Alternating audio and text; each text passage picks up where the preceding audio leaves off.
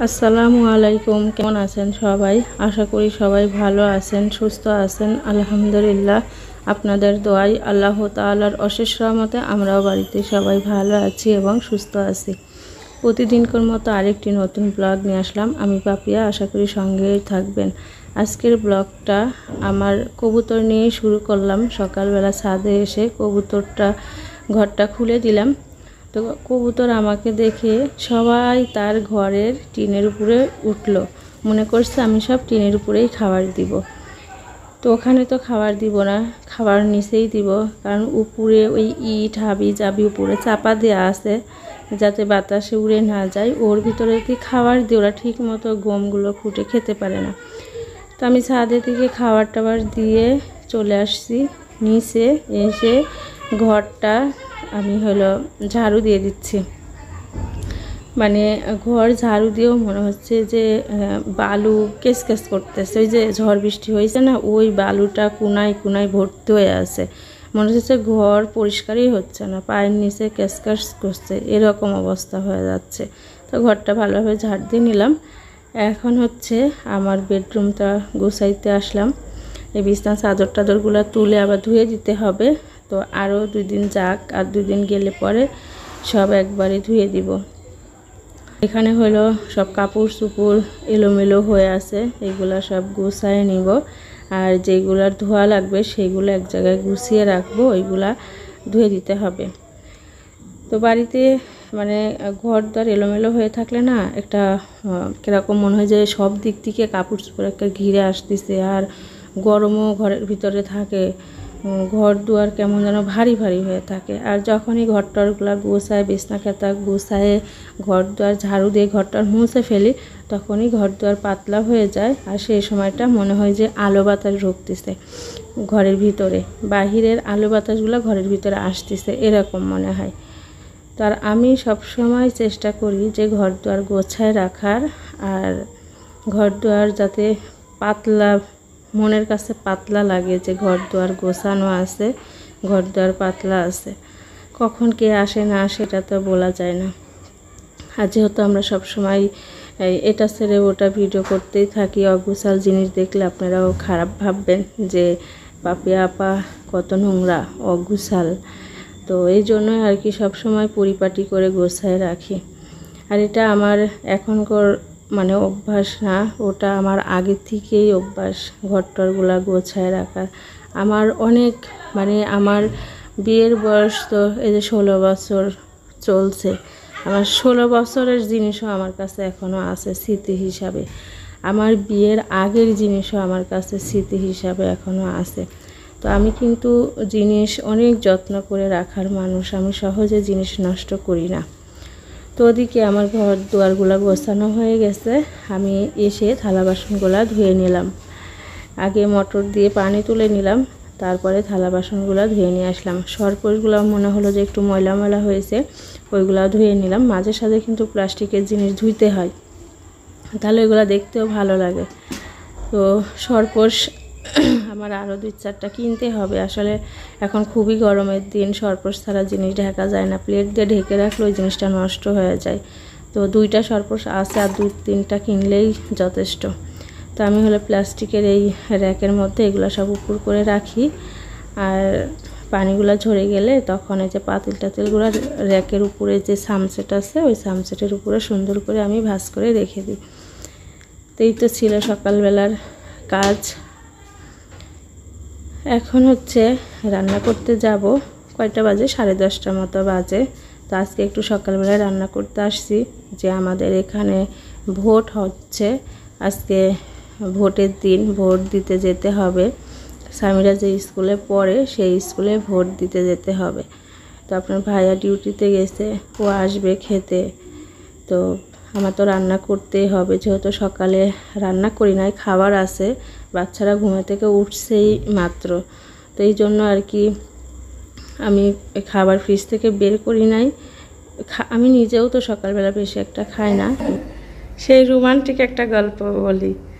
সামিরা মাত্রই ঘুম থেকে উঠলো, এখন তাও 10টা বাজে। স্কুল নাই আজকে আমাদের এদিকে, ভোটের জন্য স্কুল ছুটি। সামিরাদের স্কুলেই ভোট হয়, কালকেও ছুটি ছিল। তো ঘুম পাড়ছে, আমি ডাকিনি, এখন উঠলো, উঠে ফ্রেশ হয়ে আগে ফোনে হাত দিয়েছে। আর মানে ফোন যত বড় তত বড় একখান চেল্লার বাচ্চা ফোনের উপরে, স্ক্রিনের উপরে, তাই না? ও মানে অন্ধকার থেকে ফোন নিয়ে এবার যেই আলো গিয়ে ফোনটা অন করছে, আর সেই সময় দেখছে যে একটা বড় চেল্লার বাচ্চা, তখনই আমার গায়ের উপরে ফোন আউড়ি মারি। ও তো চিল্লাপাল্লা লাফানো শুরু করে দিয়েছে। আমি ভাবছি কি, এখন দেখছি যে আমি শুয়ে আছি, আমার একেবারে কোলের কাছে চেল্লার বাচ্চাটা একেবারে কিলকিল লড়ছে। আমি তো আবার লাফা দিয়ে উঠলাম, উঠে দেখছি আসলে বড় একটা চেল্লার বাচ্চা। পরে ফেলে দিলাম, আসলে মারলাম না, মেরে ফেললাম না, যে জান একটা মারতে হয় না, কিন্তু অনেক ভয় পাইছি আমরা, তাই না? চামিরাতে এখন পর্যন্ত গাও ঝাঁকি দিচ্ছে যে আমি, আমার হাতে, তোমার হাতে উঠছিল, জানি না, টিভি ছিলাম তাও আমি দেখিনি, পরে দেখে লড়ছে।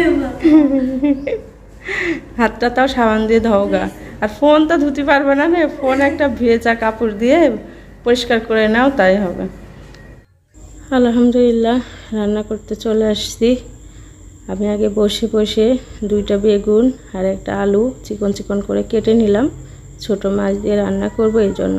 শুধু আলু দিয়ে রান্না করলে আপনার ভাইয়ের কাছে নাকি মজা লাগে না, একটু হলেও কোনো নরম জাতীয় জিনিস দিতে হবে, যাতে তরকারিটা মানে নরম হয় আর কি। একটু বেগুন দিলে পরে মানে তরকারিটা একটু নরম হয়, ওই খাবারটা ওর কাছে ভালো লাগে, শক্ত খাবারও পছন্দ করে না।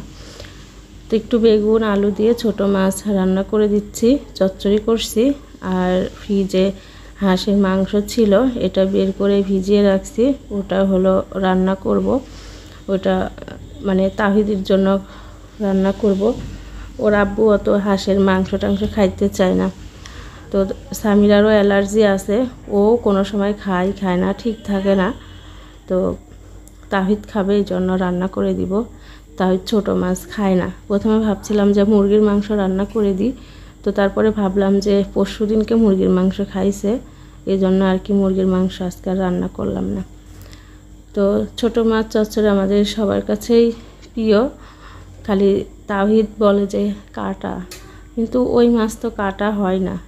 ছোট মাছ খায় নিলে কোনো কাটাই গলায় বাঁধে না, তাও ও বোঝে না ছোট মাছ খাওয়া যে কত উপকার, বাচ্চারা এগুলো তো বোঝে না। তারপরে তাহিদের জন্য আজকে কবুতর জবাই করে ফ্রিজে রাখা হয়েছে, ওটা আবার 2-3 দিন পরে রান্না করে দিব। মানে তাহিদ একটু মাংসটাই পছন্দ করে, মাংস হলে ও 2-3 টাইম মানে আরামে খেতে পারে। ও হলো কোনো অন্য তরকারি খায় না, 2 পিস মাংস একটু ঝোল দিলে পরে ওর খাওয়া হয়ে যায়। আর যখনই দেখে যে মাছ ভাত রান্না করছি, তখনই মানে ওর খাওয়া দাওয়া বন্ধ হয়ে যায়, বলে আমার খিদা নাই, পরে খাবো। এই করতে করতে দুপুরের খাবার খাইতে খাইতে বিকাল হয়ে যায়, এরকম মানে খুব জ্বালায় আর কি। আর যখনই মাংস রান্না করি, তখনই নিজের থেকেই ভাত চাই যে আমাকে মাংস দিয়ে ভাত দাও। আমার কিন্তু ভাতও হয়ে গেছে, ভাতটা আমি নামাই ফেলছি, মানে চুলাটা বন্ধ করে দিছি। এখন হলো ভাতটা একটু চামচ দিয়ে নাড়াচাড়া করে দিব। সঙ্গে সঙ্গে তো ভাত বাড়া যায় না, একটু পরে ভাতটা বাড়তে হয়। আমি এখনই ভাতটা বেড়ে দিব, কারণ ওর আব্বুর আসার সময় হয়ে গেছে। আর গরমের দিনে অত গরম ভাত খাওয়া যায় না, একটু না ঠান্ডা হলে। তো মাংসটা হোক আস্তে আস্তে, আর এদিকে আমি ভাত টাতগুলো রেডি করে নিই। শসা ফ্রিজ থেকে বের করে শসা কাটতে হবে, আপনার ভাই আবার খুব পছন্দ করে শসা কেটে বাটির মধ্যে দিলে ও আর একটাও রাখে না, মানে ওই সব খায় নাই। এই জন্য আর কি আমি যখনই বাজার করতে যাই, তখনই 1 কেজি 2 কেজি করে শসা কিনে নিয়ে আসি। আবার আপনার ভাইয়ের সামনে দেখা হলেও ও কিনে নিয়ে আসে, শসা খুব পছন্দ করে। এমনি খায়, আবার দেখা যাচ্ছে যে ভাত দিয়ে খায়, এমনি চুলে খায়, যার কাছে যেটা প্রিয় খাবার। ভাতটাও সুন্দর পারফেক্ট হয়ে গেছে, ভাতটা এখন গামলায় বেড়ে ফেলবো। আদারে কি করো? কিসের ব্যাগ? এই ব্যাগটাও পাড়ি দাও তো। আসলে সন্ধ্যার পরে ভয়েস দিছি তো, ঘরের মধ্যে সবাই জ্বালাতন করে। দাও না, পড়তে বসো। হ্যাঁ, পড়া মুখস্থ করো, আমি আসি তারপরে পড়া ধরবো, না পারলে কিন্তু পিটনি দেব। ভালোভাবে পড়বা, তো ঠিক আছে, রান্না করে নিই। তো রান্না করা শেষ। আপনার ভাইয়া ডিউটি থেকে আসতে, ও খাবে। আমি সব এখানে ভাত তরকারি বেড়ে রেখে দিয়েছি, ও খাবে। আমরা এখন হলো ভোট দিতে যাব। এই যে ভাত বেড়ে রাখছি যাতে ঠান্ডা হয়। এটা হলো ছোট মাছের চচ্চড়ি, এটা হলো মাছের তরকারি, মিষ্টি কুমড়ো দিয়ে মাছের তরকারি। এখানে কাটছি শসা, এখানে হাঁসের মাংস, আর এটা আমার বড় ননদ নিয়ে আসলো খিচুড়ি, ডিম ভুনা আর শসা। বড় ননদের খাওয়াইছিলাম না বৃষ্টির দিনে, তাই এই বক্স ভরে আকাশের জন্য খাবার দিয়ে পাঠাইছিলাম, মাংস আর খিচুড়ি। আপা আবার আজকে আবার খিচুড়ি আর ডিম ভাজি ডিম ভুনা দিয়ে গেল। আপা ঘরেই আছে, বসে আছে ফ্যানের নিচে, অনেক দূর থেকে আসছে তো বসেই আছে। তো ঠিক আছে। ও আপা চলেও গেল। তো আমরা হচ্ছে ঘুরতে আসি। তো তামিল হলো ভাত খাবে, খিচুড়ি ভাতটাই খাবে, তোকে একটু দিয়ে যাই। ও কিন্তু সকাল থেকে খায়নি ভাত। তামিল ডিম দেব, আর এই যে মাংস। হ্যাঁ, ডিমও দেবো, মাংস দেবো।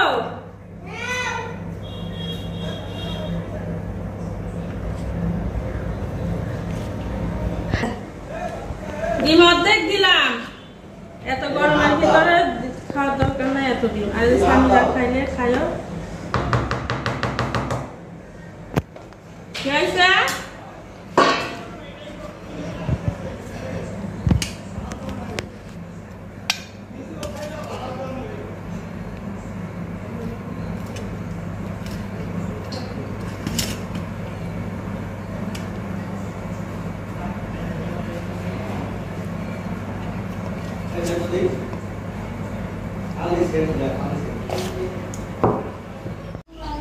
এখন যাচ্ছি ভোট দিতে। কাকে কাকে দেব এটা তো মনেই আছে, ভোট দিয়ে আসি। আর খুব গরম, এখনো গোসল টোসল করি নাই, রান্না করেই যাচ্ছি। ভোটটা দিয়ে এসে তারপরেই গোসল করবো, কারণ হেঁটে অনেক দূর যাইতে হবে। তো আমার সঙ্গে যাবে আমার ননদ আর এক বৌদি যাবে। তো যাই, তোমরা বাড়িতে ভালোভাবে থাকো। আজকে আমি নিয়ে যাচ্ছি। হ্যাঁ, এখন আমার ভোট দিতে আইডেন্টি কার্ড নিয়ে যেতে হয়। আইডেন্টি কার্ডও বলে, তাই বলে না? আইডি কার্ড একই। তোমার ফুপু যাবে, তোমার কাকিমা যাবে। থাকো, এই তোমার আব্বু ডিউটি যাবে। ঘরের ভিতরে সব দরজা আটকায়, ভিতরে বসে থাকো। হ্যাঁ, বললাম।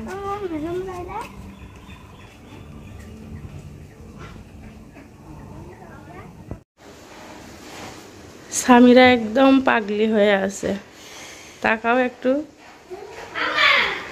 হ্যাঁ, তো সামিরা হলো একটা নতুন ড্রেস পরবে। বলছে আম্মু আজকে না আমি একটা নতুন ড্রেস পরি। বলছি পরো। একটা ড্রেস বের করলো। শ্যাম্পু নিছো? না, তোমার পরা লাগবে না। শ্যাম্পু কত বের করছো? একটা বের করো। হ্যাঁ, 2টা। আমাদের শ্যাম্পু বেশি লাগে, এই জন্য আমরা একবারে শ্যাম্পু নিয়ে এসে রাখছি। এই দেখেন আমার আলমারি। আলমারিটা দেখতে পান না? মনে করছেন যে আলমারি বিক্রি করে দিয়েছি। আলমারি বিক্রি করি নাই, এই যে অন্ধকার তো, এই জন্য আর কি ভিডিও করা হয় না।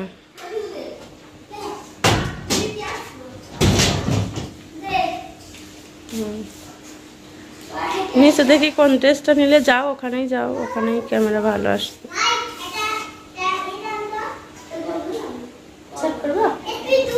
শার্ট করার দরকার নাই, এমনি দেখলাম কোনটা নিলা। যাও। কালকে রাত্রে আমি রাত কয়টা বাজে, তাও প্রায় 9টা মতো বাজে, কি মনের ভিতরে হইলো, বাচ্চাদের বললাম যে তোমরা কি ক্ষীর খাবা, মানে পাটারি গুড়ের ক্ষীর। তো আমার মনে হয় যেটা হলো চিনি দিয়ে রান্না করে ওটা পায়েস বলে, আর এটা ক্ষীর বলে। তো বাজার থেকে আমি 1.5 লিটার দুধ কিনে নিয়ে আসছিলাম, ফ্রিজেই ছিল, গুঁড়ো ফ্রিজে ছিল, মানে সবই ঘরে থাকে, শুধু তৈরি করার আলস্যে আমরা অনেক জিনিসই দেখা যায় যে খাইতে পারি না, মন গেলেও শুধু এই গরম অনেক সময় ধরে রান্না করতে হবে গরমের মধ্যে, এই আলস্যে রান্না করা হয় না। তো ভাবলাম যে যত আলস্যই হোক আজকে রান্না করবই। তো আমি পোলার চাল ছিল ঘরে, চালটা প্রেসারে আমি একটু সিদ্ধ করে নিলাম, নিয়ে 1.5 কেজি দুধ দিয়ে এই ক্ষীরটা রান্না করলাম। 1 কেজি পাটারি গুড় দিয়ে রান্না করলাম। দেখতেও সুন্দর হয়েছে, আবার অনেক মজারও হয়েছে। তো রান্না আমার হয়ে গেছে, এখন হচ্ছে তাওহিদ সামিরা খাবে। মিষ্টি জিনিস কিন্তু আপনার ঠান্ডা হলেই বেশি মজা লাগে, কিন্তু এখনই বানানো হয়েছে আর খুব সুন্দর একটা গন্ধ বের হয়েছে, এখনই ওরা খাবে।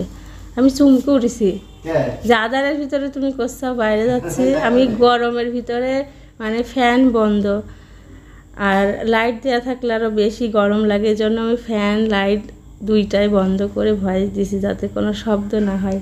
আর আদারের ভিতরে আপনার ভাইয়া এসে বলছে বাইরে গেলাম, আর আমি মানে আমার গাওটা যেন কেমন ঝাঁকি দিয়ে উঠলো, ভয় পাইছি যে আদারে কে কথা বলে উঠলো। মানুষের ভয় কিন্তু বড় ভয়। তো যাই হোক, ক্ষীর বাচ্চাদের দিচ্ছি বাটিতে করে, ওরা ফ্যানের নিচে নিয়ে যাচ্ছে, খুবই গরম। তাহিদকে দিছি, সামিরা নিয়ে নিছে, তাই তাহিদের দেখেন মনটা খারাপ। এখন সামিরা আর দিবে না ওকে, তা আমি বলছি ওকে ওটা দিয়ে দাও, আমি তোমাকে এনে দিচ্ছি। দেখছেন দুইজনের এত ঝগড়া হয়, এত মারামারি হয়, মানে যাদের ঘরে এরকম মানে প্রায় সমান সমান ছেলে মেয়ে আছে, ভাই বোন আছে, তাদের ঘরে এরকম মারামারি দুষ্টামো হয়। তারপরে যদি আমার এই ছোটো মেয়েটা বেঁচে থাকতো, এখন আরও মজা হইতো না? আরও এই যে 1 পা 2 পায়ে হয়তো হাঁটতো, তখন ওটাকে নিয়ে আরও অন্যরকম আর একটা মজা হইতো, আনন্দ হইতো। কত যে মিস করি আমরা, আহারে আমার যে কত কষ্ট হয়। আমরা সব সময় মানে সব সময় তো বলি, আর মনের সঙ্গে থেকে একবারের জন্য মোছে না মেয়েটার কথা। তো যখন আমরা ভাত খাই তখন সামিরা বলে, আম্মু বাবুটা থাকলে, আমার ছোটো আপুটা থাকলে বলো এখন ভাত খাওয়াই দিতাম, একটা ভাতের প্লেট সামনে দিতাম, এখানে এই পানি ফেলাই দিত, এই তরকারির বাটিটা ফেলে দিত, এইগুলা কত ভালো লাগতো। আসলে সব কিছু নসিবে যেটা লেখা থাকবে সেটাই তো হবে। তো যত মেয়েটার কথা মনে হয় ততই আমার কাছে খারাপ লাগে। আমার তো মনে হয় কাঁদতে কাঁদতে আমার চোখ অন্ধ হয়ে গেছে, চোখে আমার একদম মানে সমস্যা। আমি দূরের কিছু লেখা জিনিস আমি একদম দেখতে পারি না, ঝাপসা দেখতে পারি যতক্ষণ কাছে না নেই। এমনি অতটা সমস্যা নাই, মানে বাচ্চাদের লেখাপড়ার দিক দিয়ে আমি একটু মনে হয় যে আমার চোখে ডিস্টার্ব হয়, দূরের লেখাটাকে আমি বুঝতে পারি না, চোখে সমস্যা হয়ে গেছে। তো যাই হোক, সবাই ঠিক আছে, আমি যে মা এই জন্য আমার চোখের পানি পড়তে পড়তে চোখই নষ্ট হয়ে যাবে এক সময় দেখব। আল্লাহ আমার মেয়েটাকে বেহেশত নসিব করুক, আপনারাও সবাই দোয়া করবেন। আমার ইচ্ছা হয় যে আমার মেয়ের ছবি আপনাদের দেখাবো, কিন্তু আমার আবার ইচ্ছা হয় না যে থাক, যে মেয়েকে আমি দেখিনি সেই মেয়ের ছবি আর কাউকে দেখাবো না। আমিও তো সেই ছবি দেখেই তো মনে সান্ত্বনা দিছি যে এই মেয়ে আমার গর্ভে ছিল, এই মেয়েকে আমি জন্ম দিছি। কিন্তু সবাই বলতো যে এত সুন্দর রূপ, এত সুন্দর চেহারা নিয়ে আসছিল, যা বলে বোঝানো যাবে না। তো আজকের ব্লগ এই পর্যন্তই, কালকে আবার আসবো। আল্লাহ হাফেজ।